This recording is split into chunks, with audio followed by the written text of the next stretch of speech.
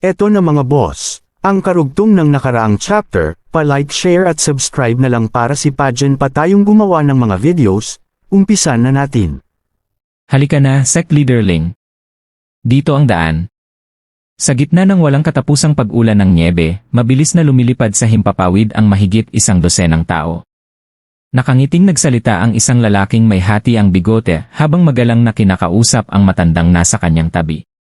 Sa wakas ay nahuli namin ang isang espiya mula sa gitnang lupain. Siguradong hindi mapakali ngayon si Bailey Jingwei. Bahagyang napakunot noo si Ling Yuntian.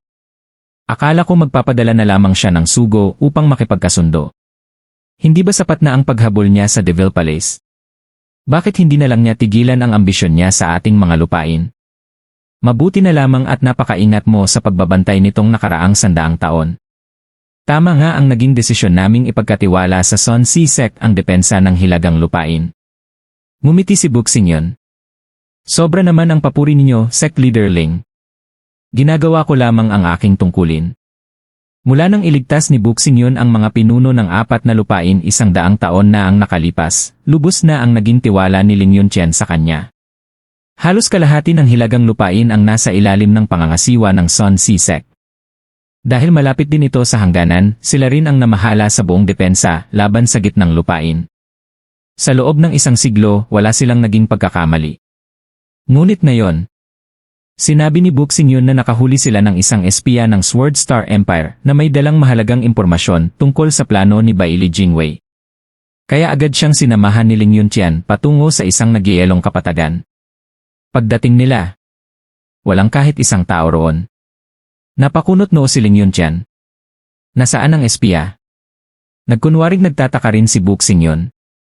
Nasaan kaya siya? Biglang tumawa ang isang malamig na tinig. Hahaha. Sect Leader Ling, hindi ba't ang espiyang hinahanap mo ay narito na mismo? Kasabay nito, 3 makapangyarihang figura ang lumitaw. Isa ay may mapanuyang ngiti. Isa naman ay may dalang sisidla ng alak. At ang huli ay isang kabataang isa na lamang ang braso. Nanlaki ang mga mata ni Ling Yuntian. Bailey yun? Paano kayo nakapasok sa hilagang lupain nang walang nakakapansin? Ngunit bago pa siya makakilos. Boom! Malakas siyang tinamaan mula sa likuran. Lumipad siya habang dugo ang bumagsak sa nyebe. Sa likuran niya ay narinig ang mapanuksong tawa ni Buxingyon. Dahil ako mismo ang nagpasok sa kanila. Natigilan si Ling Yuntian. Ikaw, Li. Tumawa ng malakas si Buxingyon. Matagal na kitang kinamumuhian. Bakit si Bright Sect lang ang dapat mamuno sa hilagang lupain?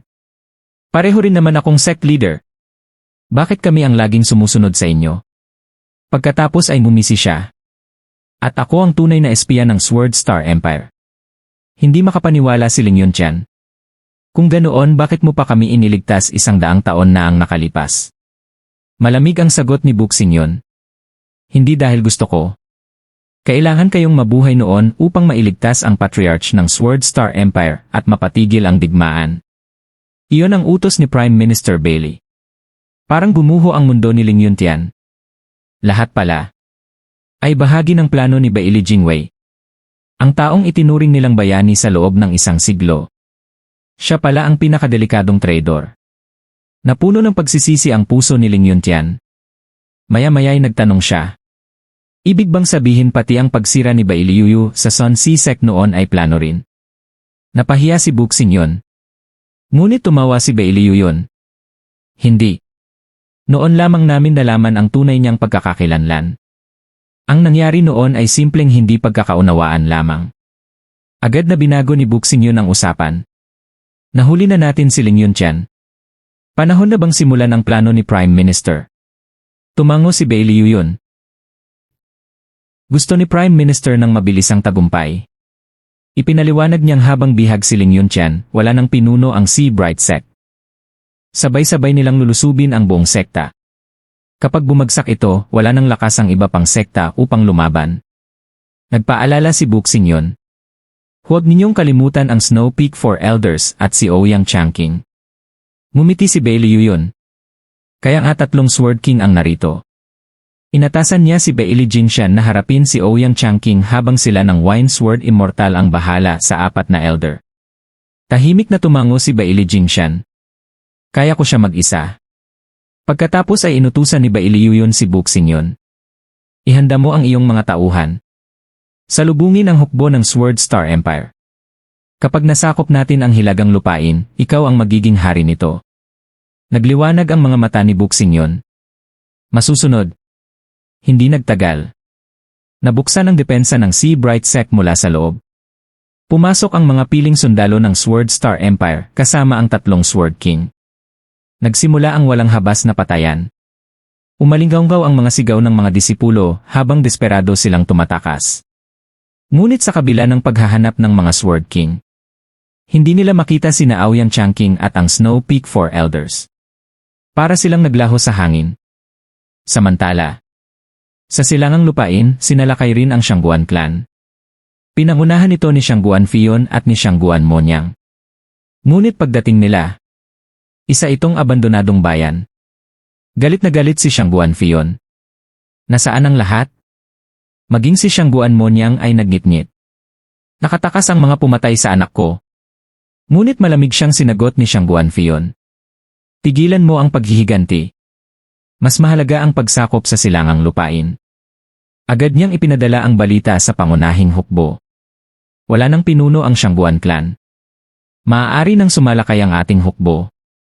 Habang papalayo ang mensahero, hindi maitago ni Shangguan Fion ang pananabik. Sa wakas magiging hari na rin ako ng silangang lupain. Kasabay nito, sa Timog Lupain, sinalakay rin ng Dragon Cleaving Sword King ang Murong clan. Sa tulong ng mga traidor sa loob, mabilis ding bumagsak ang buong Timog Lupain. Ganap na umiral ang plano ni Baili Jingwei. Una niyang pinasok ang bawat lupain gamit ang mga espiya niyang namahala sa hangganan. Palihim na ipinapasok ang mga Sword King at piling hukbo. Direkta nilang pinugutan ng ulo ang bawat pamunuan. Kapag wala ng leader, madali nang bumagsak ang natitirang mga hukbo. Dahil kakaunti lamang ang kailangang ipadalang tao, halos walang nakapansin sa kanilang paglusob.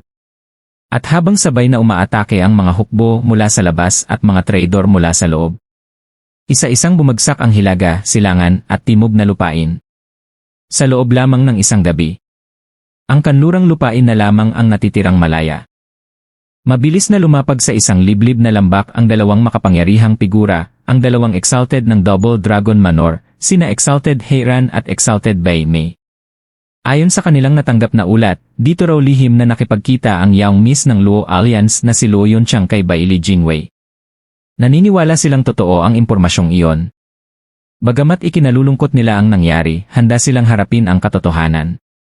Kung totoong nakipagsabuatan ang Luo Alliance sa Sword Star Empire upang iligtas si Luo Yunhai, iyon ay malinaw na pagtataksil sa Western Lands. Maya-maya, bumukas ang pinto ng isang simpleng kubo.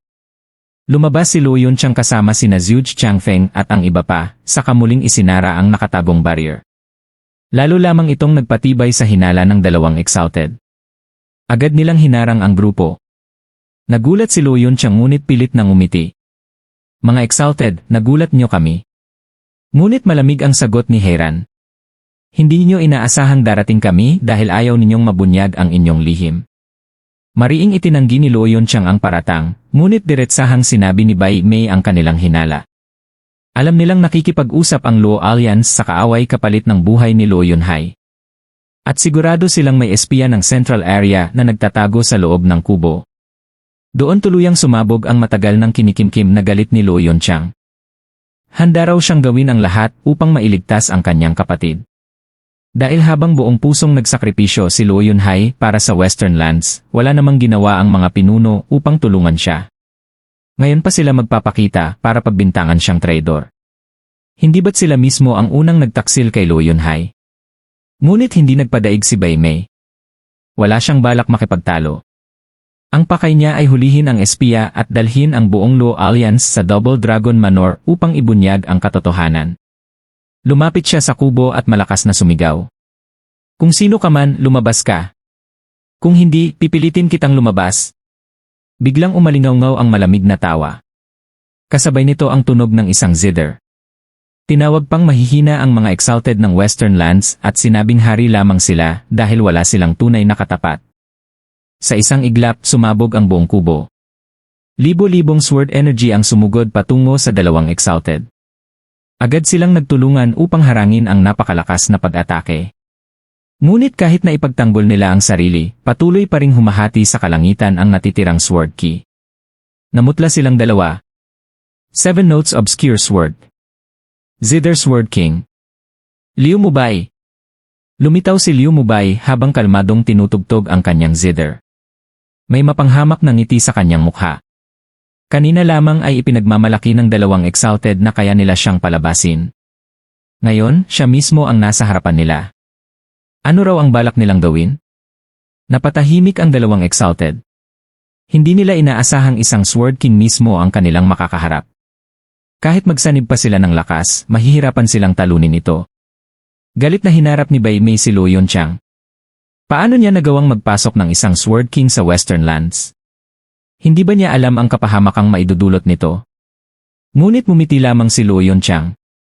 Pagkatapos ay ibinunyag ni Liu Mubai ang tunay na plano. Hindi lamang siya ang nakapasok.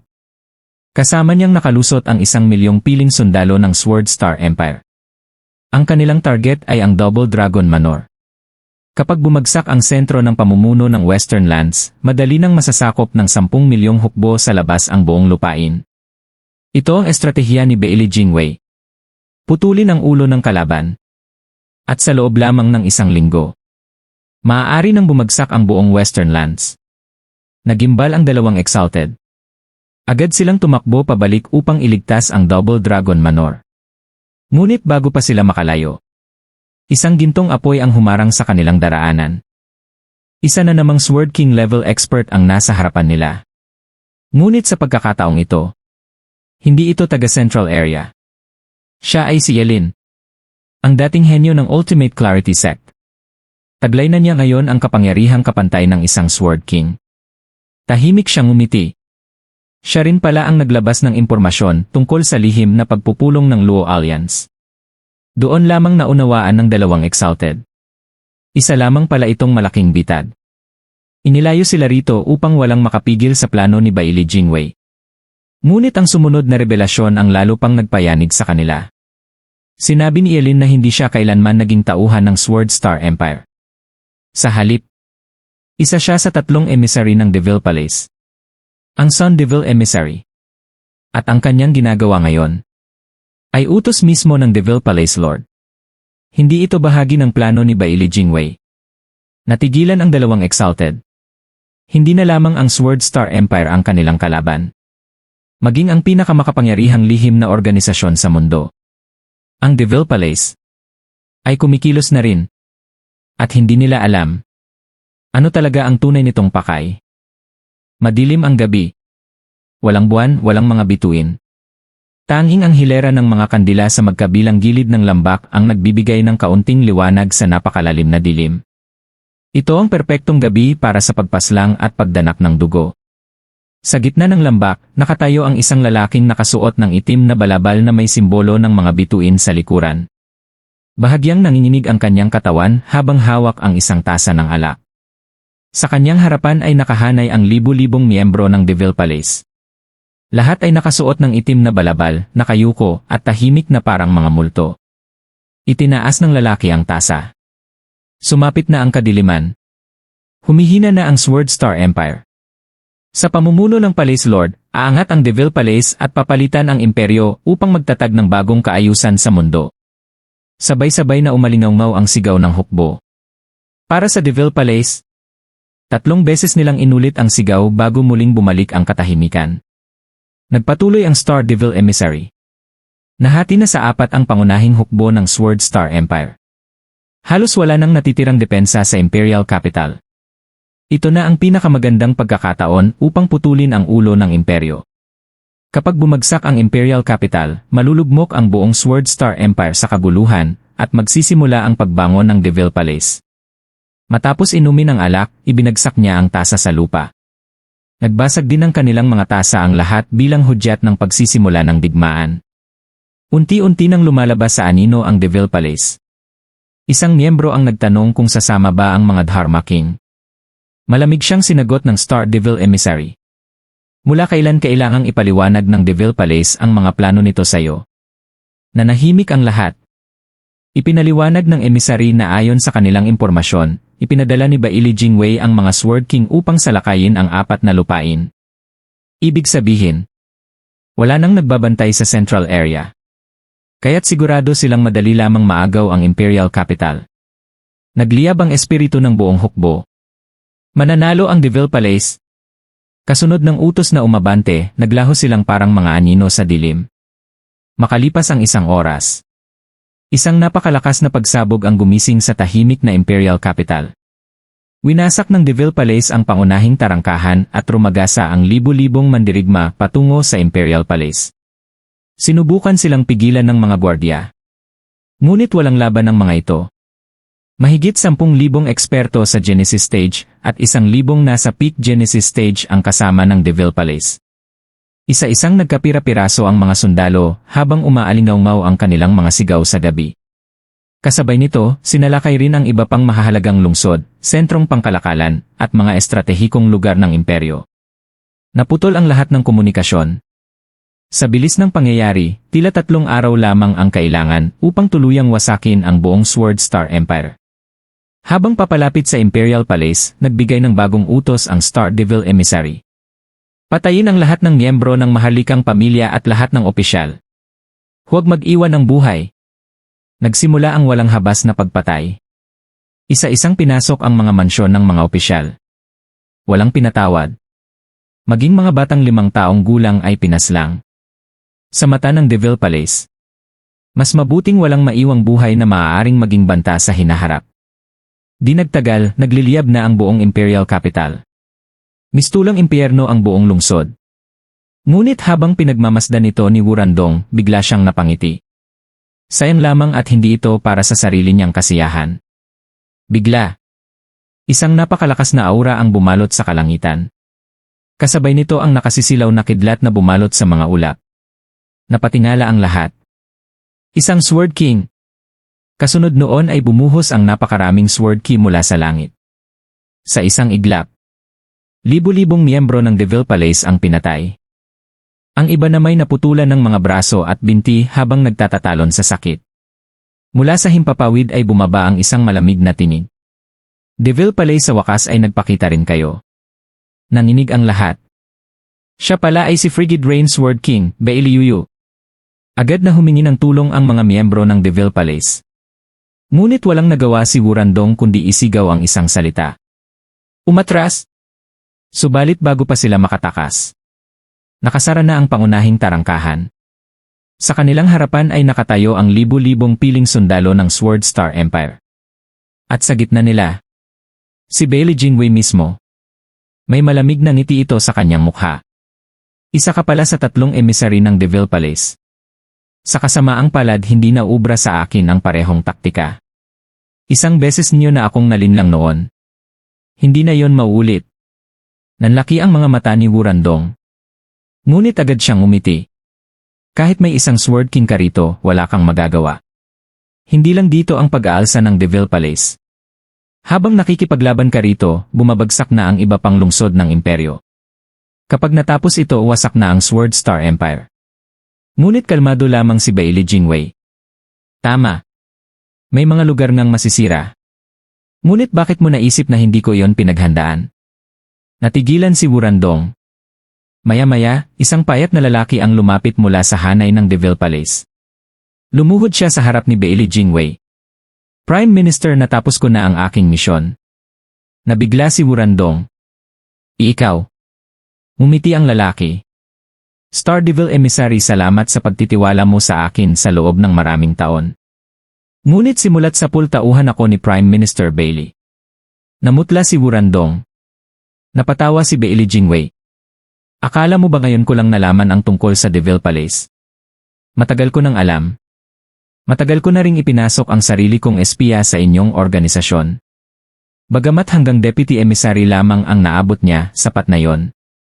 Ang lahat ng impormasyon na natanggap nyo tungkol sa pag-alis ng mga Sword King patungo sa 4 na lupain. Ako mismo ang nagpakalat. Iyon ay isang malaking kasinungalingan. At nahulog kayo sa bitad. Bailey Jingwei. Umalingaw ang sigaw ni Wurandong habang sumisigaw ng utos, mga disipulo ng Devil Palace, patayin silang lahat. Opo. Sabay-sabay na sumugod ang mga tauhan ng Devil Palace kay Baili Jingwei, determinadong wasakin ang hanay ng kalaban. Ngunit handang-handa na ang imperyo. Ngumiti si Baili Jingwei at umurong ng isang hakbang bago nagbigay ng hudyat. Agad namang sumalakay ang mga sundalo ng imperyo, sinasamantala ang pagkakataong tuluyang durugin ang lahat ng magiging paghihimagsik sa hinaharap. Muling umagos ang dugo at umalingaw ang ingay ng labanan. Hindi na ito tulad ng naunang massacre, isa na itong mabangis na digmaan kung saan kapwa panig ay walang balak umatras.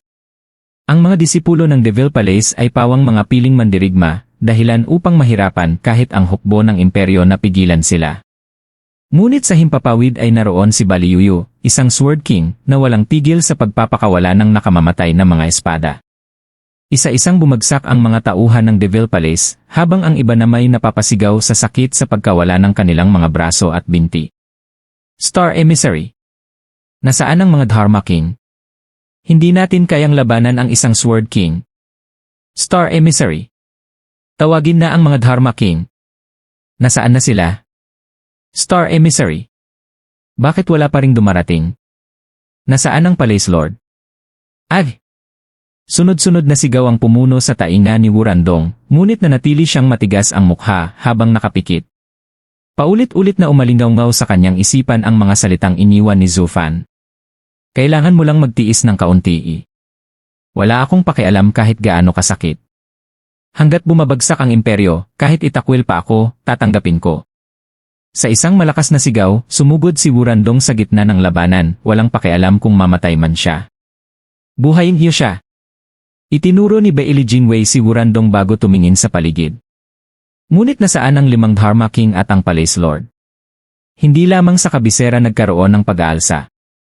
Sa iba't ibang mahahalagang lungsod ng imperyo ay sumiklab din ang kaguluhan. Ngunit hindi tulad ng isang siglo ang nakaraan, mabilis itong nasupil. Sa loob lamang ng 3 araw, halos lahat ng pag-aalsa ay tuluyang nadurog. Ang mga rebelde ay napatay, nasugatan, o nahuli, at halos walang malaking pinsalang naidulot. Sa tulong ng mga dobleng ahente, isa-isang natunton maging ang mga lihim na espiya ng Devil Palace. Sa wakas, tuluyan ng nabura ang Devil Palace sa Central Area. Makalipas ang 1 linggo. Sa loob ng Imperial Hall, lumuhod ang Deputy Star Emissary ng Devil Palace at nagulat. Kamahalan, punong ministro, ayon sa aking nalalaman, wala nang natitirang puwersa ng Devil Palace sa imperyo. Hinihiling kong mapatunayan ito. Tumango si Emperor Baili Jingshi. Jingwei, sa wakas ay nagkaroon na ng kapayapaan ng imperyo. 100 taon nang ginulo ng Devil Palace ang puso ng ating kaharian. Ngayon ay muli itong naging buo. Ngumiti si Baili Jingwei. Sinamantala nila ang kaguluhan matapos ang digmaan upang makapasok sa ating lupain. Ngunit sa loob lamang ng ilang araw ay nalipol natin sila. Bagamat maaaring may ilan pang nakaligtas, wala na silang kakayahang magdulot ng banta. Sa tulong ng impormasyong ibinigay ng Deputy Emissary, natuntun natin ang lahat ng lihim na kasapi ng Devil Palace sa Central Area. Ganap na silang nalipol. Mas lalong gumaan ang kanyang loob. Maayos na muli ang kaayusan ng imperyo. Maaari ko nang ipadala ang ating mga hukbo nang walang pangambang magkaroon ng panibagong pag-aalsa. Dahil ligtas na ang loob ng imperyo, panahon na upang ituon natin ang pansin sa panlabas na digmaan. Tumawa si Emperor Baili Jingshi. Ngayon, ang hihintayin na lamang natin ay ang balita mula sa 4 na lupain. Ngunit umiling si Baili Jingwei. Mamaya na ang usaping iyon. May mas mahalaga muna tayong aalamin. Tumingin siya sa Deputy Emissary. Nalaman na ba ninyo ang tunay na pagkakakilanlan ng Star Devil Emissary? Yumuko ang deputy. Punong ministro, matapos ang ilang araw na pagsisiyasat, natukoy namin siya ay si Wurandong, ang 2 batang Panginoon ng Serene Shores Trading. Naningkit ang mga mata ni Baili Jingwei. Kaya nga siya pala talaga. Malamig siyang ngumiti. Matagal ko nang hinihinalang ang mga nakaligtas sa Serene Shores Trading ang nasa likod ng kaguluhan 1 siglo na ang nakalipas. Sila lamang ang may kakayahang bumuo ng napakalaking lihim na organisasyon dahil sa lawak ng kanilang koneksyon. Agad na yumuko ang deputy. Kahanga-hanga ang pananaw ng punong ministro. Hindi ito pinansin ni Baili Jingwei. Kung ang Devil Palace ay itinayo mula sa Serene Shores Trading, bakit Star Devil Emissary lamang si Wurandong? Bakit hindi siya ang Palace Lord? May nalaman ba kayo tungkol sa Palace Lord, sa 5 Dharma King, at sa iba pang emissary? Nayuko ang deputy. Wala po. Ang Palace Lord ay parang multo, walang nakaalam ng kanyang pagkatao. Bihirang magpakita ang 5 Dharma King, at ganoon din ang 2 natitirang emissary. Si Star Devil Emissary lamang ang karaniwang humahawak sa karamihan ng gawain at namumuno sa mga disipulo sa 3 lupain. Ngunit apart kay Star Devil Emissary, wala ni isa mang kasapi ng Devil Palace ang nakaalam kung sino ang 8 taong iyon. Tumayo si Bailey Jingwei. Kung ganoon, bisitahin natin ang 2 batang Panginoon ng Serene Shores Trading. Alamin natin kung gaano nga ba talaga kagaling ang kanilang misteryosong Palace Lord. Naglakad sila patungo sa pinakamadilim na bahagi ng piitan. Sa loob ng isang madilim na selda, tahimik na nakaupo si Wurandong sa banig na dayami, selyado ang kanyang kultibasyon at nakapikit ang mga mata. Clap! Clap! Ha ha ha! Mukhang payapa ka na, second young master. Wala na ang mainitin mong ulo noong 1 siglo. Mukhang malaki ang naitulong ng pagiging Star Devil Emissary sa iyong pagkamahinahon. Ngumiti si Bailey Jingwei. Ngunit may isang bagay akong hindi maintindihan. Kung ang Devil Palace ay bunga ng Serene Shores Trading, bakit mo ipinasa ang pamumuno sa iba? Bakit hindi ikaw mismo ang naging Palace Lord? Bahagyang ngumiti si Wurandong. Mula pa noong unang panahon, ang pinakamagaling ang dapat mamuno. Hindi sapat ang kakayahan ko para sa posisyong iyon, kaya kusa ko itong isinuko. At sa kabutihang palad, hindi ko tuluyang nawasak ang buong Devil Palace gaya ng nangyari ngayon. Naningkit ang mga mata ni Bailey Jingwei. Ano ang ibig mong sabihin? Mahinang natawa si Wurandong. Bago pumasok sa secluded cultivation ang Palace Lord, mahigpit niya akong inutusang manatiling kalmado at hintayin ang kanyang pagbabalik bago isagawa ang plano. Ngunit nanaig ang galit ko. Kumikilos ako ng walang pahintulot. Dahil doon, nasayang ang mahigit 1 siglong paghahanda ng Devil Palace sa Central Area. Malungkot ako ngunit nagpapasalamat din. Dahil hindi ako ang Palace Lord. Kung ako ang namuno, baka buong Devil Palace ang tuluyang nalipol. Tumango ang deputy. Kaya pala ang Star Emissary lamang ang kumilos. Nilabag mo ang utos. Ngunit nanatiling nakatitig si Bailey Jingwei. Sa tingin mo ba maniniwala ako sa kwentong yan? Hindi ka ba maaaring magsabi ng totoo kahit minsan? Tumawa lamang si Wurandong. Maniwala ka o hindi, wala na akong pakialam. Nagsisisi ako sa pagiging padalos-dalos. Ngunit alam kong hindi mo rin paniniwalaan ang anumang sasabihin ko. Mas gugustuhin mong hulaan ang iniisip ko. Ngumiti si Bailey Jingwei. Wurandong, tunay ngang tumalas na ang isip mo. Sino ang Palace Lord? At sino ang 5 Dharma King? Tahimik lamang si Wurandong at mumisi. Nagalit ang deputy at akmang pahihirapan siya upang magsalita. Ngunit pinigilan siya ni Bailey Jingwei. Hindi ako gumagamit ng pagpapahirap upang makakuha ng impormasyon. Ang mga salitang lumalabas dahil sa sakit ay hindi mapagkakatiwalaan. Pagkatapos ay malamig siyang ngumiti. Mga bantay. Ipahayag sa buong mundo na si Wurandong, ang 2 batang Panginoon ng Serene Shores Trading at kasalukuyang Star Devil Emissary ng Devil Palace, ay hahatulan ng heavenly punishment pagkalipas ng 10 araw. Siguraduhing makarating ang balitang ito sa lahat ng lupain. Napangiti si Wurandong. Tinatakot mo ba ako? Umiling si Bailey Jingwei. Hindi. Tinatawag ko lamang ang iyong Palace Lord. Tumawa si Wurandong. Masyadong matalino ang Palace Lord. Hindi siya mahuhulog sa napakababaw na patibong. Ngunit lalo lamang umiti si Bailey Jingwei. Alam ko. Halatang halata ang bitag. Ngunit may mga bitag na imposibleng iwasan. Napakunot ang noo ni Wurandong. Paano? Chismis. Ang Devil Palace ay itinayo mula sa Serene Shores Trading. Marami sa inyong matatanda ay dating kasapi roon. Ibinigay nila ang lahat sa Palace Lord. Kung pababayaan kanyang mamatay sa oras ng pangangailangan, paano pa siya mananatiling karapat-dapat bilang Palace Lord? Wala siyang ibang pagpipilian. Darating siya. Namula ang mga mata ni Wurandong habang inaalala ang pagkamatay ng kanyang pamilya. Hindi gagalaw ang aming mga matatanda. Nakita nilang pinatay ang aking pamilya at nanatili silang kalmado. Alam nila kung ano ang dapat gawin. Malamig na ngumiti si Bailey Jingwei. Maaaring ikaw ay handang magsakripisyo. Ngunit ang Palace Lord. Iba ang sitwasyon. Hindi ko kailangang malaman kung sino talaga siya. Sa loob ng 10 araw siya mismo ang mapipilitang magpakita. At muling umalinggaw sa madilim na piitan ang mapanuyang halakhak ni Bailey Jingwei. Nanginginig ang mga mata ni Wurandong habang mariin niyang ikinuyom ang kanyang mga kamao. Pilit niyang pinipigilan ang kanyang emosyon, ngunit ang kanyang namumulang mga mata ay nagbunyag ng matinding galit na kanyang kinikimkim. Sa kabilang banda, isang mapagtagumpay na ngiti ang sumilay sa labi ni Bailey Jingwei. Biglang pumasok ang isang gwardiya at magalang na yumuko habang hawak ang 4 na jade slip. Punong ministro, dumating na po ang mga ulat mula sa 4 na lupain. Matagumpay nang naisagawa ang lahat ng operasyon. Ang natitira na lamang ay ang mga nagtatagong nalalabing kalaban na kasalukuyang tinutugis ng mga sundalong ipinadala ng mga Sword King. Sa kabuuan, ganap nang nasakop ng imperyo ang 4 na lupain. Nagtagumpay tayo. Nagningning ang mga mata ni Bailey Jingwei habang mabilis niyang kinuha ang mga jade slip. Pagkabasa niya sa mga ito ay malakas siyang humalakhak. Ha! Isang bagong kaayusan ng mundo. Sa wakas, nasa ilalim na ng Sword Star Empire ang buong mundo. Ngayon 2 na lamang ang natitira nating haharapin. Kapag naalis na rin ang 2 iyon Humphrey. Isang malamig na ngiti ang lumitaw sa kanyang mukha bago siya sumigaw.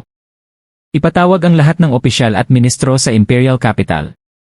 Magdaraos ang kanyang kamahalan ng seremonya ng paggawad ng gantimpala at mga titulo upang ipagdiwang ang dakilang tagumpay na ito.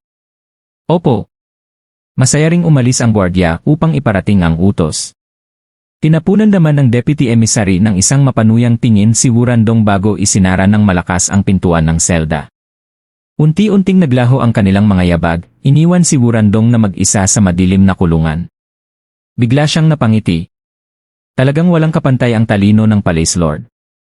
Pinag-aralan niya akong kontrolin ang aking emosyon at ekspresyon. Muntik na akong matawa sa harap mismo ni Bailey Jingwei.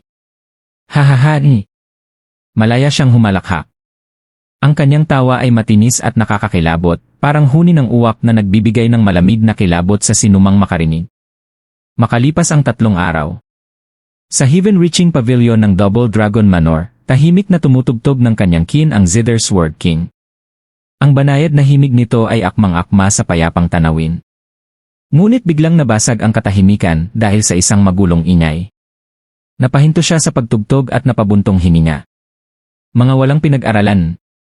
Umiling siya. Lumapit sina Luo Yunqiang at Li Jingshan kasama ang iba pang venerable at magalang na yumuko.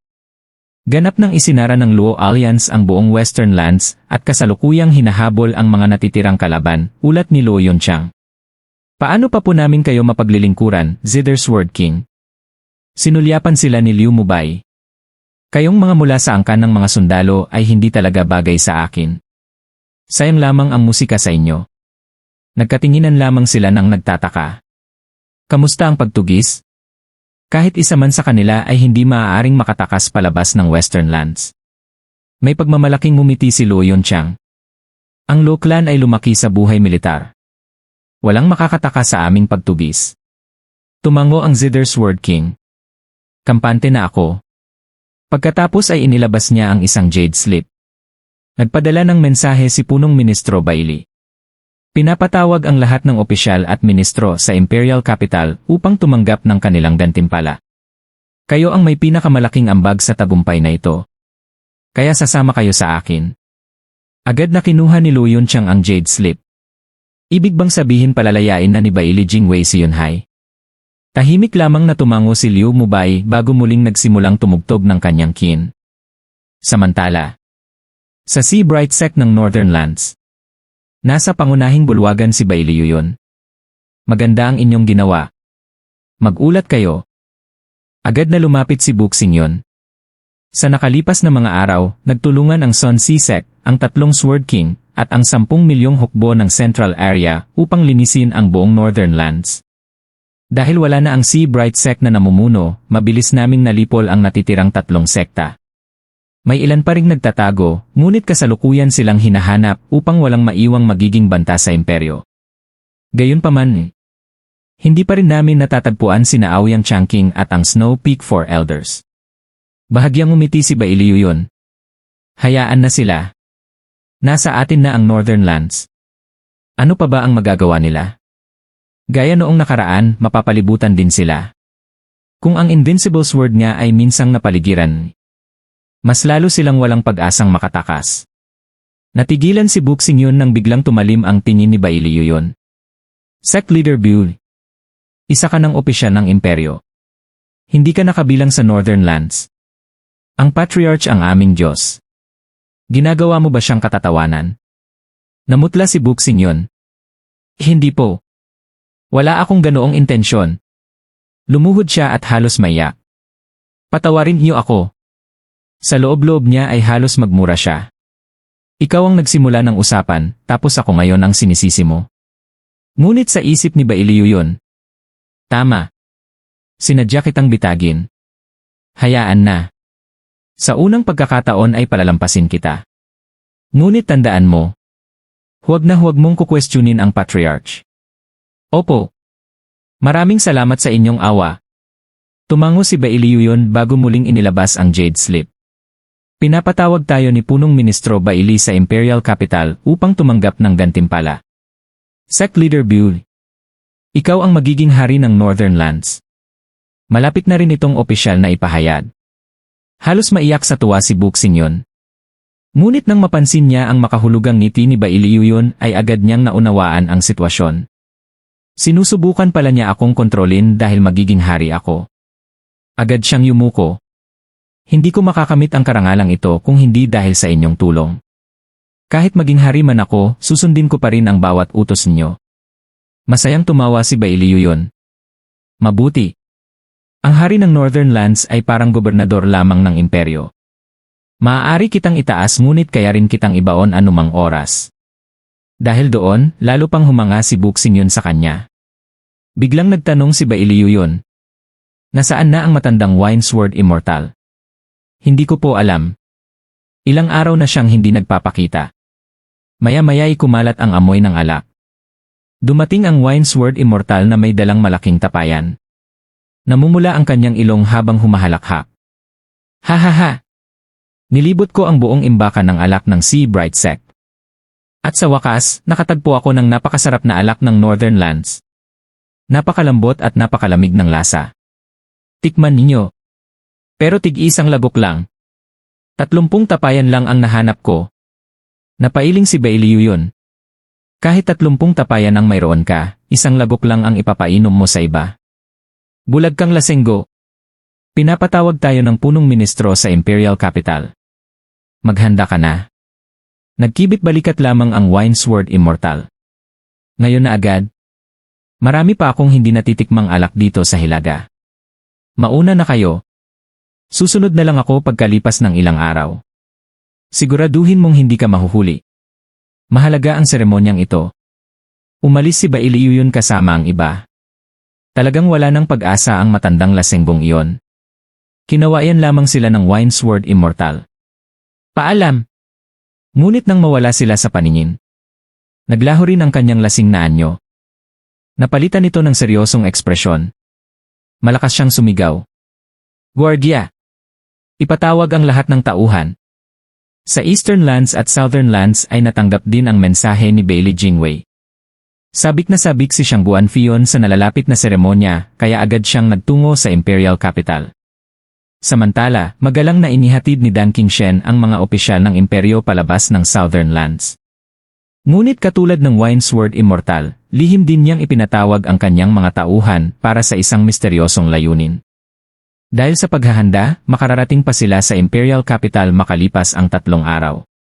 Sa gitna naman ng isang rumaragasang snowstorm, may isang lalaking tahimik na nakaupo sa ibabaw ng yelo. Sa kanyang harapan ay nakalutang ang isang maitim na espada na kumikislap sa ilalim ng sinag ng araw, waring naghihintay sa nalalapit na unos. Nagsimulang manginig ang espasyo sa paligid ni Zufan habang lalo pang lumalakas at nagiging marahas ang kanyang aura. Dumagundong ang kalangitan, umihip ang mabagsik na hangin, at nag-alon ng marahas ang dagat, sunod-sunod na hinahampas ang dalampasigan ng dambuhalang mga alon. Ngunit sa mismong paligid ni Zufan ay nanatiling tahimik ang lahat, tila pinipigilan ng isang napakalaking puwersa. Para itong isang bulkan na handa ng sumabog anumang sandali. Biglang nanginig si Zufan at sumigaw patungo sa langit. Yumanig ang kalangitan habang ang maitim na enerhiya ay umakyat sa himpapawid, nilalamon ang lahat hanggang sa wala nang matira kundi kadiliman. Maging ang araw ay natakpan, at ang maliwanag na araw ay naging tila malalim na gabi. Ito ang kapangyarihang dulot ng kanyang Genesis stage, ang paggamit ng lakas ng mundo sa anyo ng demonic laylay. Ngunit simula pa lamang iyon. Muli siyang nanginig at umalingaw-ngaw ang dagundong ng mga dragon na tila nagbibigay pugay. Sa gitna ng maitim na kalangitan, nabuo ang hindi mabilang na mga itim na dragon. Lumilipad ang mga ito sa karimlan, at bawat hampas ng kanilang buntot ay nagpapayanig sa buong mundo. Mistulang banal na kaparusahan ang kanilang anyo, mga nilalang na isinugo upang wasakin ang buong sanglilikha. Ito ang tunay na anyo ng kanyang kambal na kaluluwa sa Genesis stage, ang Draconic Laylay. Ang pinakamakapangyarihang kaluluwa ng halimaw, ang Heaven Dragon Soul, ay ginawang sariling pugad ang Demonic Laylay. Bilang hari ng lahat ng nilalang, dudurugin nito ang sinumang mangahas pumasok sa kanyang nasasakupan sa pamamagitan ng walang katapusang hukbo ng mga itim na dragon. Mas nakahigit pa ito kaysa sa Sword Dragon ng karaniwang Demonic Laylay. Ang kapangyarihan ni Dan King Shen na humahati ng dragon ay maituturing lamang na isang napakalakas na espiritual na sandata. Hindi ito kayang salagin, ngunit maaari pa ring iwasan. Samantalang ang pugad ng demonyong dragon ni Zufan ay isang tunay na pandurog ng karne. Ito ang pagsasanib ng Domain Soul at Dragon Soul, isang kapangyarihang nasa ganap na panibagong antas. Ngunit iyon na ba ang wakas? Siyempre hindi. Ang lakas ni Dan King Shen ay nagmumula sa espada at dragon, samantalang kay Zufan ay mula sa kanyang domain at dragon. Ngunit mayroon pa siyang isang espada. Ding! Isang malinaw na tunog ang umalingaw-ngaw habang tumugon ang demonic sword sa mabilis na paglakas ng kapangyarihan ni Zufan. Lumundag ito mula sa yelo at pumailan lang sa himpapawid. Lalong nagitngit ang maitim na kalangitan. Ang walang katapusang kadiliman ay dumaloy patungo sa espada habang sabay-sabay na umungal ang libu-libong dragon at nagtipon sa paligid nito. Nag-ipon ang lahat ng kadiliman sa demonic sword hanggang sa lumaki ito ng halos 300 metro ang haba. Ang hilaw na lakas na ibinubuga nito ay nagpagulo sa buong North Sea, dahilan upang lalong lumakas ang pagngangalit ng karagatan. Muling sumigaw si Zufan at pumailan lang sa ere, saka mahigpit na hinawakan ang hawakan ng dambuhalang espada. Boom! Sumabog ang makakapal na ulap na nakapaligid sa espada. Nagkalat sa lahat ng direksyon ang mga alon ng itim na sword aura, winawasak ang lahat ng madaanan. Maging ang proteksyong hadlang ay hindi nakayanan ang puwersa nito. Isa-isang lumitaw ang malalaking bitak sa barrier. Habang hawak ni Zufan ang demonic sword, mistula siyang tunay na demonyong lumabas mula sa impyerno. Ang kadiliman ay unti-unting lumamon sa kanyang paligid habang ang mga sword aura ay sumisira sa lahat ng natitira. Hugh! Nang tuluyang humupa ang lahat at muling luminaw ang kalangitan, ibinaba ni Zufan ang demonic sword. Napansin niyang wala ng bakas ng yelong dati niyang inuupuan. Tuluyan na itong natunaw sa ipinakita niyang kapangyarihan. At ang yelong iyon ay likha ni Si, gamit ang kanyang sealing power, ang parehong yelong hindi man lamang nagasgasan noon ng Invincible Sword. Ngunit sa harap ng mga itim na sword wave ni Zufan, wala rin itong nagawa. Wala nang pagdududa. Nalampasan na ni Zufan ang dating pinakamalakas na tao, ang Invincible Sword, kahit ang bersyon nito noong nakaraang 100 taon. Hoy bata, nababaliw ka na ba? Plop! Lumabas mula sa dagat ang napakalaking ulo ni Si, ang kanyang nag-iisang mata ay puno ng inis. Pinagsama mo ang Dragon Soul, ang 9 Serenities Domain, at ang 4 na pinagsanib na espada ng Sword Sovereign. Balak mo bang wasakin ang kalangitan? Hindi kakayanin ng lugar na ito ang ginagawa mo. Umalis ka na. Tignan mo ang ginawa mo sa tahanan ko. Napangiti si Zufan at magalang na yumuko. Senior CE, maraming salamat sa pag-aalaga ninyo sa akin nitong nakaraang 100 taon. Kung hindi dahil sa inyo, hindi ko mauunawaan ang tunay na lalim ng 4 na sword arts. Umirap si Sigi. Tigilan mo nga ako. Ang ibinigay ko lang ay ang sword intent na naiwan ng Sword Sovereign nang likhain niya ang teknik na yon. Ikaw ang gumawa ng lahat. Isa lamang iyong eksperimento. Gusto kong malaman kung maaari ring magsanib ang mga sword art gaya ng mga espada. Huwag mo akong bigyan ng sobrang kredito. Tumango si Zufan. Nauunawaan ko. Ngunit sa loob ng napakaraming taon ng pagsasanay ko rito, nagdulot ako ng abala sa inyo. Ngayong aalis na ako, maaaring hindi na tayo muling magkita. Ingatan niyo ang inyong sarili, Senior. Tahimik na tumingin si Sigi sa kanya. Aalis ka na talaga? May bahid ng panghihinayang sa kanyang mukha, ngunit kalaunan ay tumango rin. Panahon na. Kung hindi ka man lalabas upang lumaban, hanapin mo ang babaeng iyon. Kahit paano, ibalik mo siya. Seryosong tumango si Zufan. Tanging isang sovereign lamang ang makabubuo ng isang sovereign path na nagbibigay ng walang hanggang buhay. Kahit sino pa ang naglagay nito, ngayon ay nasa loob na iyon ni Qin Cheng. Hindi siya nagmamadaling kunin ito. Ngunit alam niyang ang isang napakahalagang kayamanan ay laging umaakit ng kasakiman at kapahamakan. Hindi niya hahayaang maging biktima si Qin Cheng ng iba. Muli siyang yumuko. Paalam, Senior. Unti-unting naglaho si Zufan habang pinagmamasdan siya ni Sigi. Umalis na ang batang tao at bigla akong nainip. Dapat ba akong humanap ng iba? Pero sino pa kaya sa mundong ito ang magiging kasing interesante niya? Napaka-boring ni. Paglabas ni Zufan mula sa domain ni Sigi, nadatnan niya ang 2 taong magalang na naghihintay sa kanya. Agad silang sumigla nang makita siya. Binabati kita, Ama, masayang sabi ni Kiawer. Naabot mo na ang Genesis stage. Napakamot naman ng ulo si Gusantong. Ama, nasa unang antas ka pa lang ng Profound Heaven noon. Paano naging Genesis stage na agad? Sinuri ni Zufan ang sarili niyang lakas bago sumagot. Nasa 7th antas ng Genesis stage na ako. Nasa 7? Nanlaki ang mata ni Gusantong. Ibig mong sabihin, nalampasan mo agad ang 7 antas. Normal lang iyon. Ngumiti si Zufan. Matagal nang handa ang aking cultivation na tumalon sa Genesis stage dahil nakatuon ako sa pag-aaral ng swordsmanship. Hinihintay na lamang nito ang huling hakbang. Bukod pa roon, kasama rito ang mga pananaw tungkol sa espada. Medyo maliit nga lang ang naging pag-urong. Napabuntong hininga siya. Pakiramdam ko, hindi na ganoon kalayo ang landas na hinangad ng 10 sinaunang sovereign. Tunay ngang kamangha-mangha ang true self-art habang nililinang nito ang puso, lalo rin itong umaayon sa Dao. Napangiti si Kiawer. Ibig sabihin, pinagtatawanan mo na ngayon ang lahat ng eksperto at makapangyarihang pinuno na nag-aagawan sa mas mataas na cultivation techniques, samantalang ang tunay na kayamanan ay nasa kamay lamang ng mga ordinaryong tao. Marahil, sagot ni Zufan, dahil karaniwan ito, mas naayon ito sa likas na batas ng mundo. Ngumiti si Kiawer habang inaasar siya.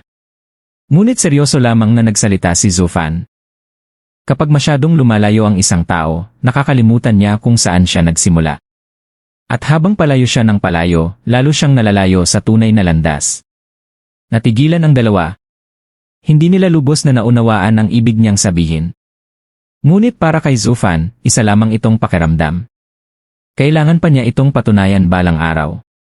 Ngunit hindi pa ngayon. May mas mahalaga muna siyang kailangang tapusin. Kumusta ang plano? Tanong niya. Lahat ay nangyayari ayon sa iyong mga hula, Ama, sagot ni Kiawer. Mabuti. Ngumiti si Zufan. Kung ganoon, panahon na upang magtungo tayo sa kabisera ng Sword Star Empire at tapusin ang aking huling labanan sa Mortal Domain. Ding! Lumipad sa kanyang harapan ang itim na espada. Ngumiti si Zufan, nag-aalab ang kanyang pagnanais na lumaban. Sa wakas, inilantad na ng Dark Demon Lord ang kanyang mga pangil laban sa imperyo. Sa kabisera ng imperyo, nagtipon na ang lahat ng matataas na opisyal at ministro. Nangunguna sa kanila ang Zither Sword King kasama ang angkan ng Luo, sinundan ni na siyang Guanfion, ang mga kinatawan ng Southern Lands, at ang grupo mula sa Northern Lands. 3 araw namang nahuli sina Dan King Shen at ang Wine Sword Immortal. Paumanhin, paumanhin. Nahuli kami, natatawang sabi ng Wine Sword Immortal. Humihingi kami ng paumanhin. Magalang silang yumuko sa lahat habang pumapasok sa bulwagan. Ngumiti si Bailey Jingwei. Wine Sword Immortal, Dragon Cleaving Sword King, bakit kayo nahuli? Napangisi si Bailey yun. Nakahanap kasi ang matandang lasenggo ng napakasarap na alak. Naiintindihan mo naman siguro iyon, Prime Minister. Masamang tingin ang ibinigay ng Winesword Immortal bago muling mumiti sa iba. Tumango si Bailey Jingwei. Kilalang kilala na niya ang ugali nito. Pagkatapos ay lumingon siya kay Dan Qingshen. At ikaw naman, Dragon Cleaving Sword King. Ngumiti si Dan Qingshen. May natuntun akong tao sa Southern Lands at inimbitahan ko siyang sumama rito. Kaya natagalan ako, Prime Minister. Tumaas ang kilay ni Bailey Jingwei. Sino iyon? Huwag mong sabihing ang mga matatanda ng Murong Clan pa ang kinailangan mong personal na habulin. Tumawa si Dan Qingshen. Siyempre hindi.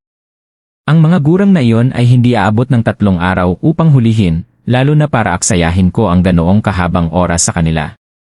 Lalong naging mausisa si Bailey Jingwei. Kung ganoon. Clap. May bahagyang ngiti sa labi ni Dan Qingshen habang pumalakpak siya. Maya-maya, isang gwardiya ang nagdala ng isang napakagandang babae sa bulwagan. Maging si Bailey Jingwei ay napalingon sa gulat. Murong Xu. Ngumiti si Dan Qingshen. Nabalitaan kong nasa paligid siya, kaya nagtagal pa ako ng ilang araw bago bumalik upang iharap siya sa inyo, Prime Minister. Tumango si Bailey Jingwei at natawa. Tunay ngang haligi ka ng imperyo, Dragon Cleaving Sword King. Mahigit 100 taon nang nagtatago si Murong Xu, ngunit nahuli mo pa rin siya. Ngayon, mapipilitan nang lumabas sina Murong Li at ang mga matatanda ng Murong Clan. Hahaha, wala na silang matatakbuhan. Isa na namang malaking panganib ang mawawala sa imperyo. Humalakhak si Murong Xu. Ile! Huwag kang umasa. Kahit ako ay hindi ko nakita ang kapatid ko sa loob ng 100 taon. Tinalikuran na niya ang lahat ng usaping panlabas. Kahit bihagin mo pa ako, hindi siya lalabas. Ngumiti lamang si Bailey Jingwei. Kung ganoon, Miss Murong, ipagdasal mong makarating sa kanya ang balitang ito. Sayang naman ang isang napakagandang babae tulad mo, hahaha. Pagkatapos ay malamig siyang nag-utos. Guardia! Idagdag ang pangalan ng babaeng Murong sa listahan ng mga bibitayin. Makalipas ang 5 araw, papatayin siya sa pamamagitan ng heavenly punishment. Ipaalam ito sa buong 4 na lupain. At kung sakaling lumitaw sina Murong Li at ang iba pa, bahagya siyang umisi. Ang bangkay na lamang niya ang ibigay sa kanila. Prime Minister. Yumukod ang gwardiya at dinala si Murong Xu na nanatiling malamig ang ekspresyon. Pagkatapos ay humarap si Bailey Jingwei sa lahat. Kayo ang mahahalagang opisyal ng imperyo. Sa araw ng pagpapatupad ng mga sentensya, personal kayong gagantimpalaan ng kanyang kamahalan bilang pagkilala sa inyong ambag sa pananakop ng imperyo. Maraming salamat, Prime Minister. Sabay-sabay silang yumuko. Nag-isip sandali si Luo Yunqiang bago nagsalita. Prime Minister, maaari na ba ninyong palayain ang aking kapatid at ang kanyang asawa? Oh, tama nga pala si Alliance Leader Luo. Kunwari isa ka lamang naalala ni Bailey Jingwei. Ngunit sa halip na sumagot, sumigaw siya. Mga gwardya! Dakpin ang buong Luo Clan. Ano? Natigilan ang grupo ni Luo Yunqiang. Bago pa sila makakilos, agad silang pinalibutan ni Zither Sword King at Xiang Guanfion. Maging ang mga venerable ay walang nagawa. Galit na sumigaw si Zhuge Changfeng. Prime Minister Bailey. Ano ang ibig sabihin nito? Nagkibit balikat si Bailey Jingwei habang nakangiti. Hindi ba malinaw? Mga taksil kayo. At 5 araw mula ngayon, bibitayin kayo. Nagulat si Luo Yunqiang. Pero sumuko na kami. Maaari. Malamig ang boses ni Bailey Jingwei. Ngunit ang inyong alliance leader ay hindi. Nagpatuloy siya. Dapat sana kitang gantimpalaan sa pagtulong ninyo sa pagsakop sa Western Lands sa pamamagitan ng pagpapalaya kay Luo Yunhai. Ngunit paano kung makalaya siya at simulang guluhin ang aking mga plano? Hindi ko siya maaaring pakawalan.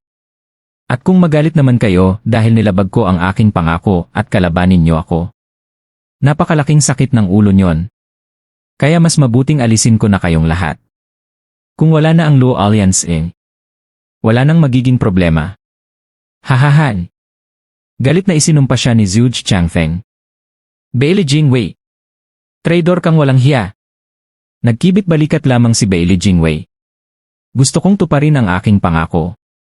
Ngunit mukhang ang inyong alliance leader ay walang balak tuparin ang sa kanya.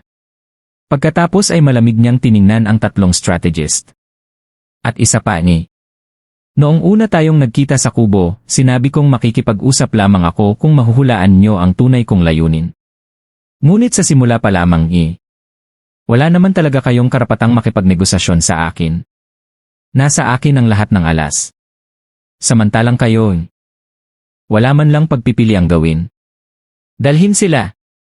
Habang hinihila palabas ang mga miyembro ng Luo Clan, patuloy silang nagsisigaw at nagmumura.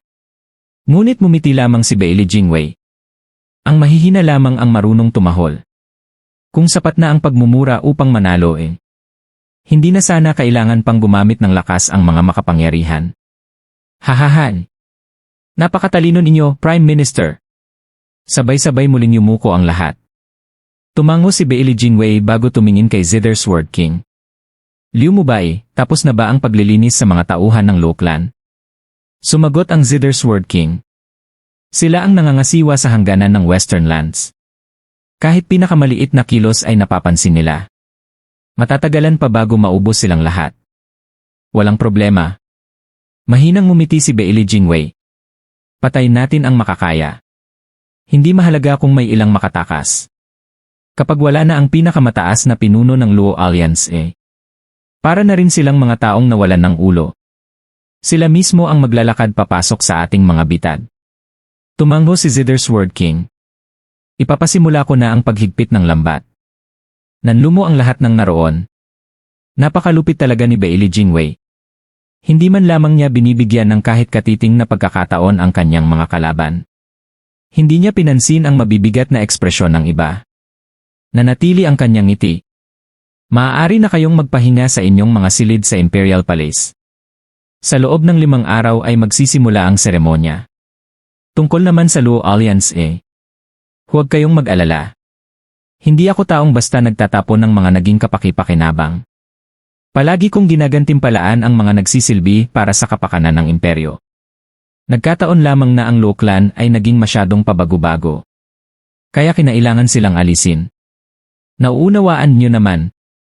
Talagang kahanga-hanga ang inyong pagiging masusi, Prime Minister. Muli silang yumukod.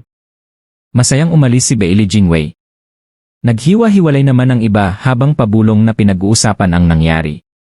Ngunit walang nakapansin na bago siya tuluyang umalis ay sumulyap si Bailey Jingwei sa kanila. Malamig at puno ng paghamak ang kanyang mga mata. Seremonya? Lene. Napaka-inosente nyo.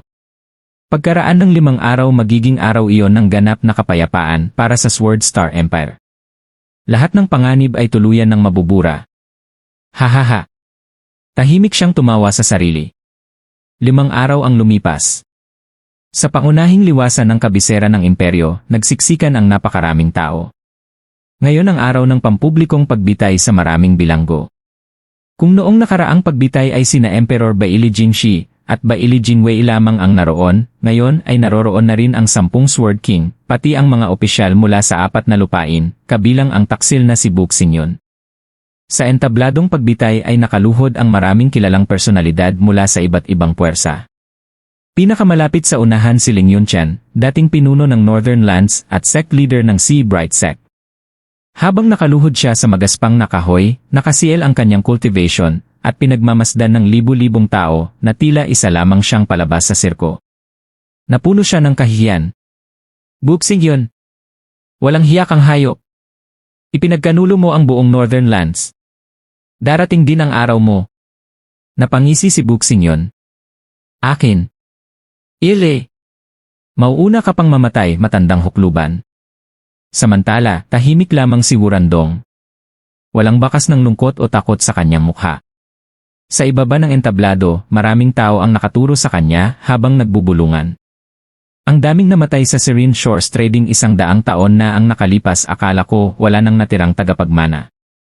Ngayon pati ang huling dugo nila ay papatayin. Anong kasalanan ang nagawa nila para kahit ang kanilang lahi ay hindi patawarin? Kasunod nilang nakaluhod ang buong Luo Clan. Tahimik ngunit mabigat ang loob ni Luo Yunchang. Galit niyang pinakikinggan ang masasakit na salita ng mga tao. Lintik ka, Zufan. Ano ba talaga ang plano mo? Sa buong buhay ko, ngayon lang ako nakaranas ng ganitong kahihiyan. Malapit na akong bitayin. Pero hindi ka pa rin nagpapakita. Hinihintay mo ba talaga akong mamatay? Lintik kang masamang tao. Mahinang nagsalita si Lo Yunhai. Ate, ano ba ang sinasabi mo? Sinamaan siya ng tingin ni Lo Yunchang. Manahimik ka na lang at mamatay ng maayos. Huwag mo na akong istorbohin. Natigilan si Lo Yunhai. 8. Pare-pareho naman tayong mamamatay ngayon. Hindi mo ba ako mabibigyan man lang ng isang magandang alaala bago tayo tuluyang mawala? Napabuntong hininga siya. 8. Alam kong ginawa mo ang lahat para sa akin. Pero bakit mo pinagkatiwalaan si Bailey Jingwei? Ngayon tuloy, lahat tayo ay haharap sa kamatayan. Ang tanging inaalala ko na lang ay sana ligtas si Sifan. Mahinang ngumiti si Lo Yunchang. Huwag kang mag-alala. Ligtas ang batang iyon. At huwag mong isipin na pinagkatiwalaan ko si Bailey Jingwei. Ang pinagkakatiwalaan ko ay... Bigla siyang tumigil. Hayaan mo na. Lalong nagtaka si Lo Yunhai. Lumapit siya kay Yuer. Yuer, magkasama tayong tatawid sa Underworld River. Natatakot ka ba? Ngumiti si Yuer at marahang umiling. Hindi. Habang kasama kita, wala akong kinatatakutan. Ngumiti rin si Lo Yunhai. Unti-unting gumaan ang kanyang puso. Nang sumapit sa tuktok ng langit ang araw, tumayo si Bailey Jingwei at malakas na sumigaw. Simulan na ang pagbitay. Sabay-sabay na gumawa ng mga hand seal ang ilang array masters. Nagsimulang kumulog ang kalangitan habang nagtitipon ang napakalaking kidlat. Masiglang nagningning ang mga mata ni Buk Xingyun at Xiang Guanfion. Pagkatapos ng mga pagbitay, matatanggap na nila ang gantimpalang matagal na nilang inaasam, ang maging mga pinuno ng kani-kanilang lupain. Samantala, tahimik na napabuntong hininga sina Dan Qingshen at ilan pang naroon. Tumingala sila sa nag-ipong kidlat sa langit. At saka tumingin sa malayong abot tanaw na parabang may hinihintay silang dumating.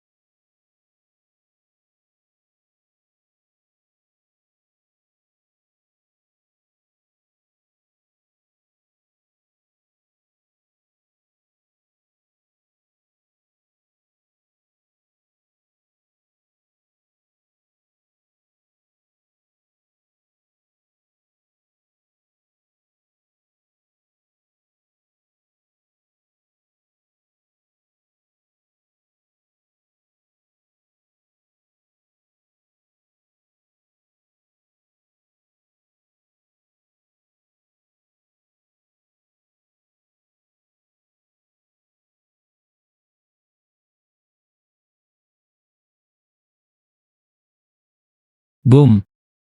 Lalong naging marahas ang nagngangalit na kidlat sa kalangitan. Nag-aalab ang higanteng espadang kulog, na tila sabik na sabik ng ibaba ang hatol nito at lipulin ang lahat ng nasa ibaba. Ngunit iba ang layunin ng itim na palad. Matatag nitong hinarangan ng espada, pinipigilan ang tuluyang pagbagsak nito at pinoprotektahan ang buong lugar.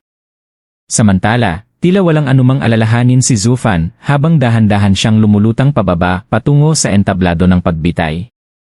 Walang sinuman ang kumilos. Maging si Bailey Jingwei at ang 10 Sword King ay hindi pa rin makabawi sa matinding pagkabigla sa muling paglitaw ng kanilang pinakakinatatakutang kaaway. Ang mga gwardiya naman ay nanatiling nakatayo lamang, gaya ng mga ordinaryong mamamayan, nakatulala habang nasasaksihan sa unang pagkakataon ang paghinto ng parusang langit. Mistulang isang Diyos na bumaba mula sa langit si Zufan. Walang sinumang nangahas humarang sa kanyang paglapit sa mga bilanggong nakaluhod sa entablado. Napakatahimik ng buong liwasan. Kaya bawat salitang binigkas niya ay malinaw na umalingaw-ngaw. Lintik na bata, kailan ba kita tinuruang makipagkompromiso sa isang malakas na kalaban? Nakahanda na sana si Lo Yunhai sa kanyang kamatayan. Ngunit nang marinig niya ang pamilyar na tinig, napakislot siya. Dahan-dahan niyang iminulat ang kanyang mga mata.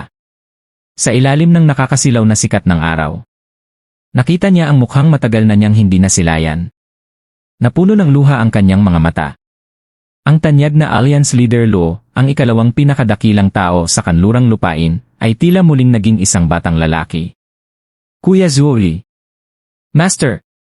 Steward Zhu. Nagkaguluhan ang iba pang miyembro ng Lo Clan at sabay-sabay na napasigaw sa tuwa. Mahigit 100 taon nang nawawala ang haligi ng Lo Clan. At ngayon, sa wakas, nagbalik na ang kanilang unang tagapangasiwa.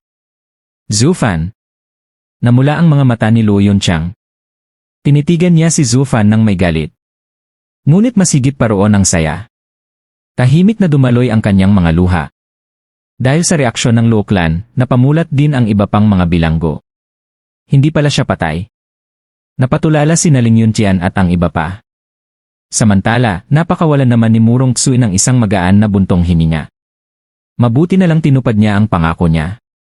Hindi ako namatay ng walang saysay. Binuksan din ni Wurandong ang kanyang mga mata. Ngumiti siya. Palace Lord, dumating na rin kayo sa wakas. Siya ang Dark Demon Lord.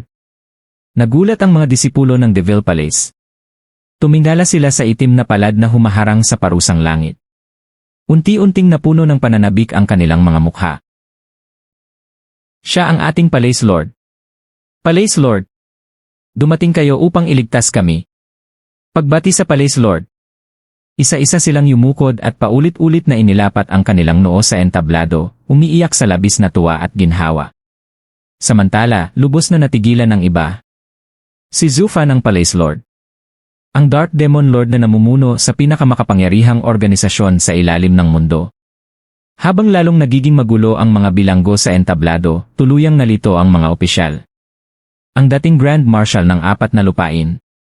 Siya pala ang pinuno ng pinakamalaking lihim na kapangyarihan sa buong mundo makalipas ang 100 taon. Nagbulungan ang mga tao sa ibaba habang nakatingin kay Zufan. Sino ba talaga ang lalaking ito? Paano niya napigilan ang parusang langit?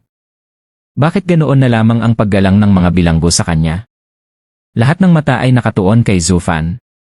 Dahil sa kanyang pagdating, tila nakalimutan ng lahat na isa itong pampublikong pagbitay. Maging ang higanteng espadang kulog na nakabitin pa rin sa kalangitan ay tila hindi na napapansin. Bahagyang kumibot ang mukha ni Bailey Jingwei. Pagkatapos ay marahan siyang pumalakpak. Clap-clap.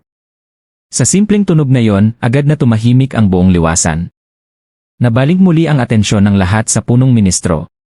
Naalala nilang nasa gitna sila ng kabisera ng imperyo. Naroon ang emperador. Naroon ang punong ministro. Hindi maaaring baliwalain ang kanilang presensya. Tumahimik din ang mga bilanggo. Dumating na si Zufan. Ngunit ibang usapan ang mailigtas silang lahat sa harap ng 10 Sword King. Masyado pang maaga upang magdiwang. Ngumiti si Bailey Jingwei. Ginoong Zhu, napakatagal na nating hindi nagkita. Akala ko'y matagal ka ng patay. Ilang taon din kitang ipinagluksa. Ngunit sino ang mag-aakalang muli kang lilitaw at magdadala ng ganitong kaligayahan sa akin? Sa wakas maaari na tayong muling magtagisan. Hahahan. Nagkibit balikat si Zufan. Sandali lang. Magbalik tanaw tayo mamaya. Ayusin ko muna ang maingay na bagay na nasa itaas. Hindi kasi komportable na may espada sa lig ko. Nakakakaba. Hahahan.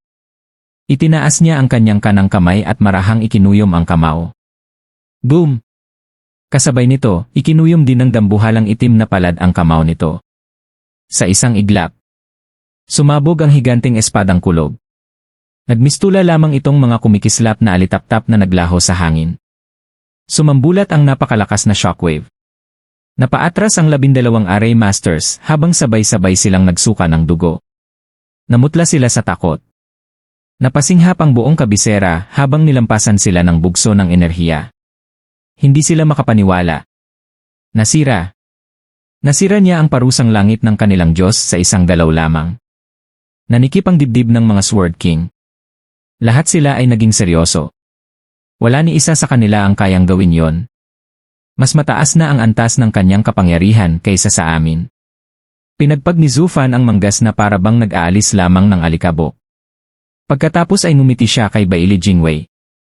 Ngayon, punong ministro, saan na ba tayo huminto? Bahagyang nanigas ang mukha ni Baili Jingwei.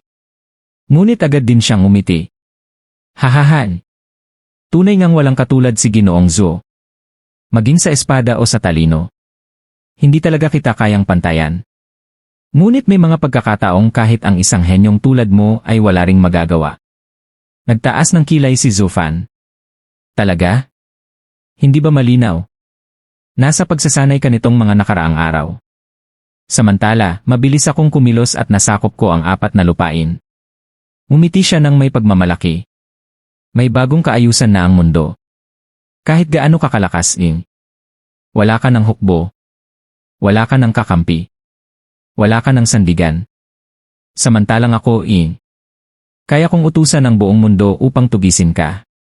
Gaya rin ang ginawa mo noon. Ang pagpunta mo rito ng mag-isa sa puso mismo ng imperyo ay katumbas lamang ng pagsuong sa sariling bitad. Hehehe. Napabuntong hininga si Ling Yuntian. Noon, hawak pa nila ang suporta ng 4 na lupain. Kaya nilang pigilan ang hukbo ng gitnang lupain. Ngunit ngayon, bagsak na ang lahat ng lupain. Wala nang natitirang puwersang lalaban. Sino ang makakaharap sa buong mundo ng mag-isa? Maging si Baili Yutian, na minsang lumaban lamang sa hukbo ng 2 lupain, ay muntik ng mamatay. Paano pa kaya si Zufan? Na nag-iisa lamang. Halos lahat ay napailing. Wala silang nakitang pag-asa. Maliban sa ilang miyembro ng Luo Clan. Nanatili silang kalmado. Bahagyang umiti si Zufan. Punong ministro. May tama ka sa isang bagay.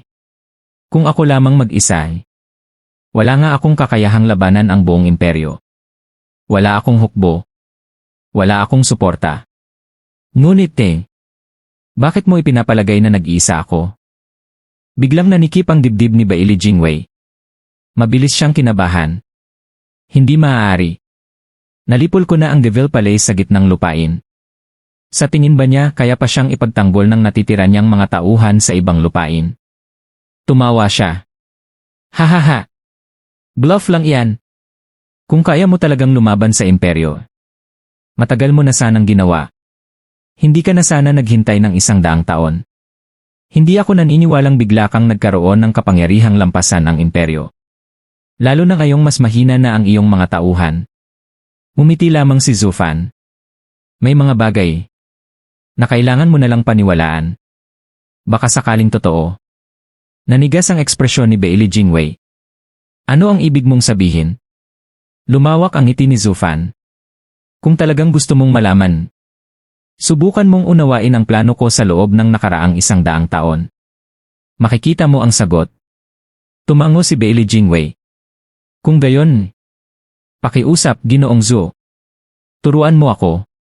Hindi niya kailanman papansinin ang ganitong kahilingan kung ibang tao ang nagsabi nito. Ngunit si Zufan, ang kanyang pinakamatinding karibal. Ang tanging taong nakasabay sa bawat hakbang ng kanyang mga plano. Para silang dalawang magkatapat na grandmaster sa isang laro ng chess. Isang tunay na kalabang karapat-dapat igalang. Marahang nagsalita si Zufan. Kung gayon, punong ministro. Nagsimula ang lahat sa dakilang digmaan 100 taon na ang nakalipas. Habang nasa pinakamadilim na panahon ng imperyo at nilalamon ng kaguluhan, hindi kailanman nawala sa aking paningin ang 4 na lupain. Tumango si Zufan at bahagyang ngumiti. Tumingin si Bailey Jinwei kina Buxinyon at sa hanay ng mga espiya bago ngumiti. Matapos ang digmaan, bagamat pinakamaliit ang naging pinsala ng imperyo, ginamit ni Steward Zhuo ang Serene Shores Trading upang maghasik ng kaguluhan sa aming nasasakupan. Dahil doon, muntik nang bumagsak ang buong imperyo. Alam kong aabuti ng 100 taon bago tuluyang makabawi ang Sword Star Empire. Kaya nakipagkasundo ako sa mga hangal na pinuno ng 4 na lupain para sa 100 taong kapayapaan. Totoo, gusto kong sakupin ang kanilang mga lupain, ngunit higit kong kinatatakutan ang panghihimasok nila habang hindi pa matatag ang aming imperyo. Napangisi ng may paghamak ang mga opisyal ng Sword Star Empire habang pinagmamasdan ang dating mga pinuno ng 4 na lupain na ngayoy mga bilanggo. Mga hangal. Akala nila pabor sa kanila ang kasunduang iyon. Hindi nila alam na taktika lamang iyon upang bumili kami ng oras. Nanginig sa galit si Ling Yuntian. Napakasama at napakatuso ni Bailey Jinwei. Noon pa man ay wala na pala kaming laban sa negosasyon. Dapat ay pinilit ko siyang magbigay ng kabayaran sa pamamagitan ng teritoryo. Ngunit kahit kailan ay hindi sumagi sa isip niyang maaari palang mapasuko si Bailey Jinwei sa ganoong paraan. Nagpatuloy si Bailey Jinwei. Pagkatapos ng digmaan, nakita kong magulo pa rin ang sitwasyon sa loob ng imperyo. Imposibleng magsagawa agad ng panibagong malawakang pananakop. Hindi bababa sa kalahati ng hukbo ang kailangang manatili upang panatilihin ang kaayusan at pigilan ang bagong pag-aalsa. Hanggat hindi naayos ang loob ng imperyo, hindi ko kayang ituon ang buong lakas laban sa 4 na lupain. Kuminang ang kanyang mga mata habang itinuro si Buxinyon. Ngunit dito ako binigyan ng inspirasyon ni Sect Leader Biu. Isa siyang espiyang ipinadala ko sa hilagang lupain noong huling digmaan. Ang orihinal niyang tungkulin ay sirain lamang ang depensa ng Sea Bright Sect. Ngunit nauwi iyon sa pagliligtas niya sa 4 na pinuno ng mga lupain. Dahil dito, lubos siyang pinagkatiwalaan ni Ling Yuntian at unti-unti siyang nabigyan ng mas mahahalagang tungkulin. Sa huli, siya na ang namahala sa mga depensa ng hilagang lupain. Bahagya siyang ngumiti. Doon ko napagtanto kung ang depensa ng kalaban ay hawak mismo ng sarili kong tao, bakit pa kailangan ng digmaan? Madali nang mapasok ang kanilang pugad. Ang kailangan na lamang ay ang tamang plano. Napabuntong hininga si Ling Yuntian sa matinding pagsisisi. Lahat pala ng nangyari ay dahil sa labis niyang pagtitiwala kay Buxinyon. Hindi ito pinansin ni Zufan at nanatiling nakangiti. Kaya nagsimula kang humanap ng mga taong maaaring gawing espiya sa pinakamataas na antas. Tama. Tumango si Bailey Jinwei.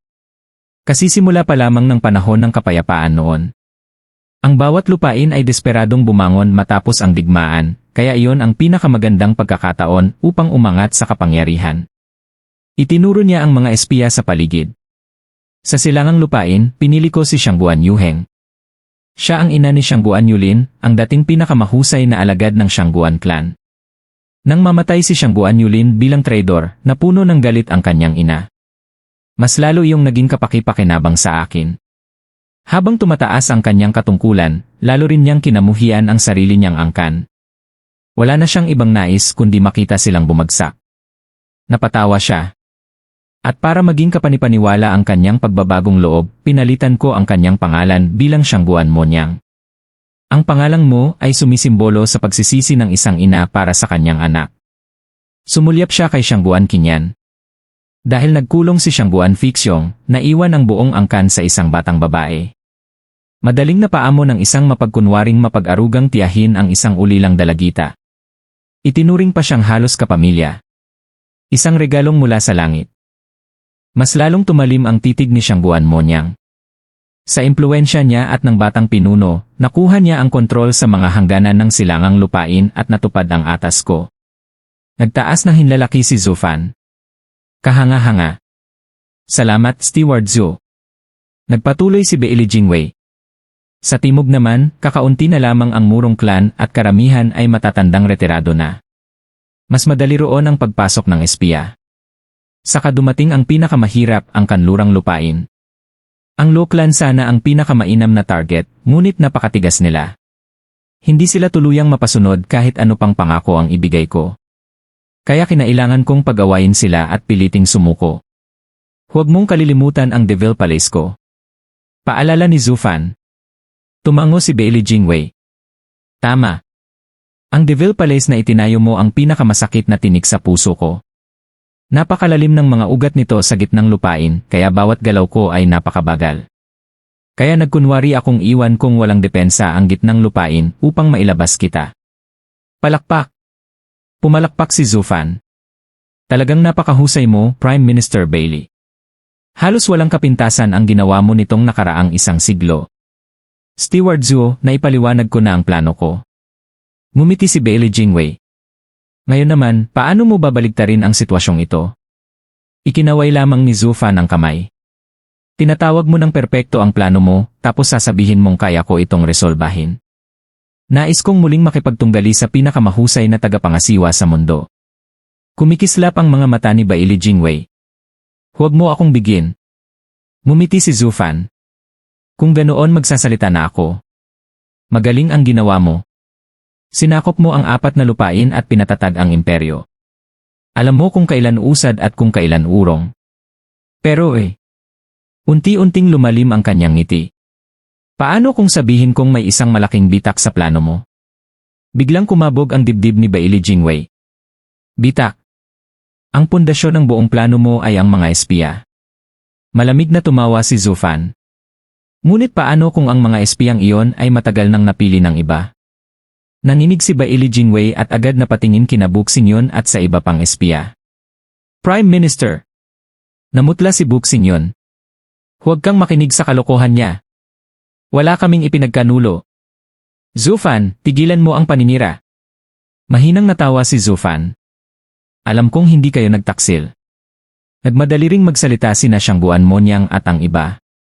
Kami rin. Pinagpapawisan silang lahat.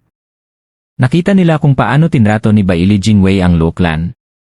Isang bahagyang pagdududa lamang ay sapat na upang lipulin ang buong angkan. Ngunit muling ngumiti si Zufan. Hindi kayo ang tinutukoy ko. Napatingin siya kay Bailey Jingwei. Ang tinutukoy ko ay ikaw. Ako? Napaatras ng bahagya si Bailey Jingwei. Paano?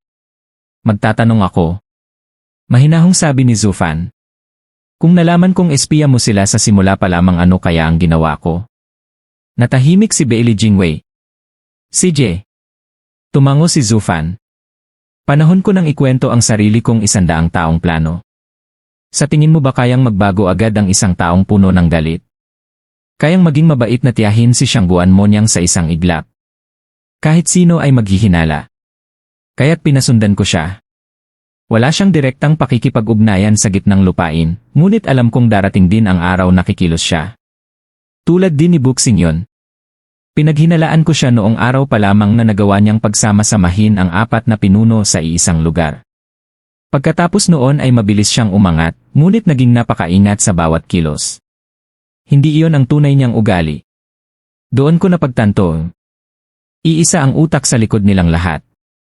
Nag-ingat kang huwag makipag-ugnayan sa kanila sa loob ng 1 siglo, ngunit pare-pareho pa rin ang kilos nila, lahat ay naghahangad ng kapangyarihan habang umiiwas sa anumang gulo. Unti-unting namutla si Bailey Jingwei. Kung nalaman na pala niya ang lahat noon pa maaari niyang wasakin ang buong plano anumang oras. Parang nabasa ni Zufan ang iniisip niya. Pero hindi ko ginawa. Hinayaan kitang magsaya. Kung ganoon lang pala kadaling magpasok ng mga espiya sa kampo ng kalaban, bakit pa tayo nagkaroon ng malawakang digmaan noon? Ang pagkakataong iyon ay lumitaw lamang dahil sa napakalaking pinsalang idinulot ng digmaan. Hindi ko naman kayang sirain agad ang proyektong pinaghirapan mo ng 100 taon. Napangiti siya ng mapanukso. Alam mo naman malambot ang puso ko. Bahagya siyang tumawa. Isa akong family man. You've? Napangiwi si Bailey Jingwei. Kung family man ang taong ito, wala nang matitira pang mabuting tao sa buong mundo. Napabuntong hininga naman ang mga miyembro ng Lokeland. Hindi pa rin talaga nagbabago si Steward Zhuo. Pagkalipas ng 100 taon, wala pa rin siyang kahit katiting nahiya. Dito muna natin puputulan ang ating nobela ng Magic Emperor. Stay tuned lang, upload ko din agad ang kasunod na chapters. Pa-like and subscribe na lang para updated kayo sa upload natin. Maraming salamat.